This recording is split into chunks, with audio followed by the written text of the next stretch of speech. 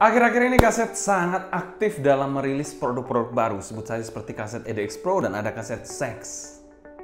Kaset Sex sendiri merupakan salah satu produk yang cukup unik karena mereka menggunakan satu dynamic driver dan satu electrostatic driver.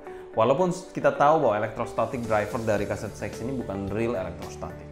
Mungkin kalau kita pantau juga tren satu dynamic driver dan satu electrostatic dimulai dari CCA NRA. Kalau kita tahu CCA NRA sendiri merupakan sister company dari KZ, jadi mereka ya I think almost the same.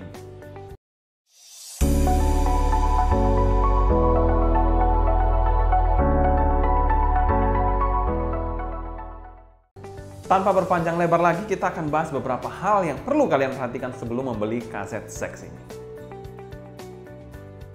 KZ akan merilis kaset Sex Pro. Kalau kita tahu, kaset Sex Pro sudah banyak keluar di media online. Kita juga sudah lihat mock-up, build-up-nya dari desain kaset Sex Pro. Yang kalau saya lihat memang merupakan penerus dari kaset Sex. KZ itu biasanya menggunakan embel-embel Pro untuk suatu jenis produk yang mereka punya. Lalu terakhir nanti Pro X, kayak KZ, CST, X. Nah, kayak begitu-gitulah. Atau ZSN Pro, ZSN Pro X. Jadi ini juga merupakan salah satu hal yang cukup mengagetkan. Mereka baru saja merilis kaset Sex ini dan sudah akan merilis kaset Sex Pro dalam waktu berdekatan.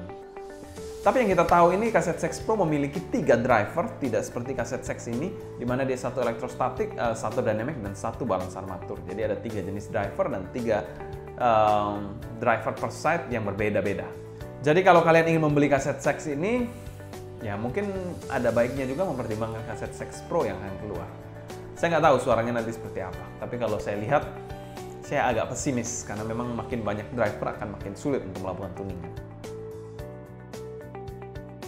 Hal kedua yang perlu diperhatikan, kaset Sex Pro ini walaupun ini mungkin nggak terlalu penting sebenarnya, tapi kaset Sex Pro ini dia memiliki packaging yang mirip sama dengan kaset-kaset lain. Kita bilang EDX Pro, ada EDX juga, semua have similarities, packaging isinya pun sama, feel untuk unboxingnya pun sama, tidak ada yang berbeda, tidak ada inovasi di sini. Jadi ya CCA NRA pun mirip-mirip dengan KZ ini.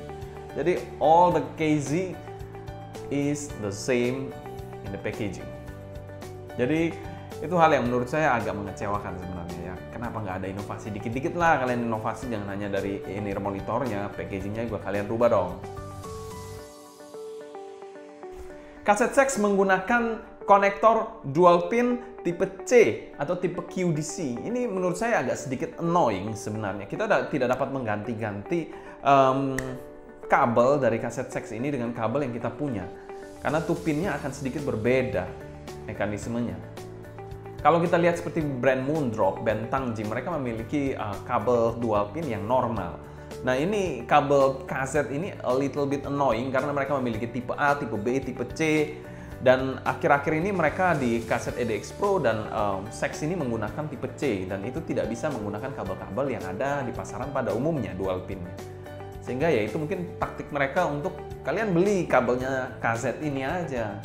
Kabel upgrade-nya dari kaset untuk dapat digunakan pada kaset Sex ataupun EDX Pro ataupun yang baru-baru dari KZ.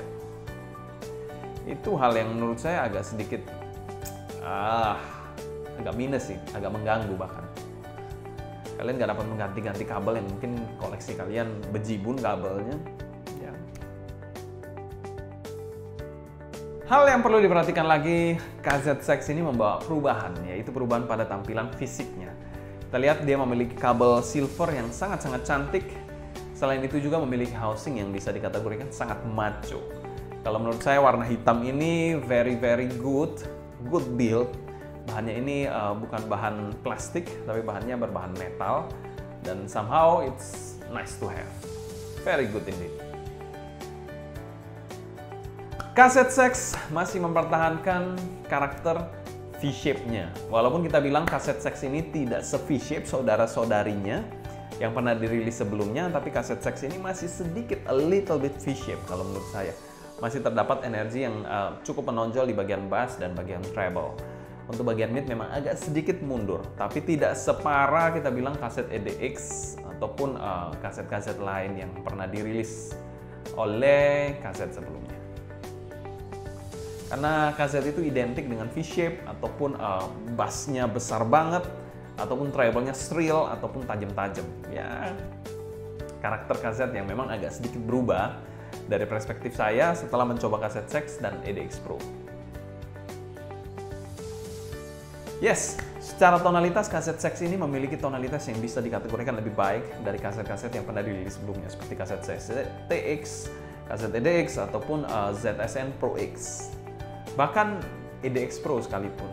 Ini merupakan good kaset yang pernah saya coba. Mungkin saya belum pernah mencoba kaset-kaset yang harganya 500.000 ke atas, yang jutaan.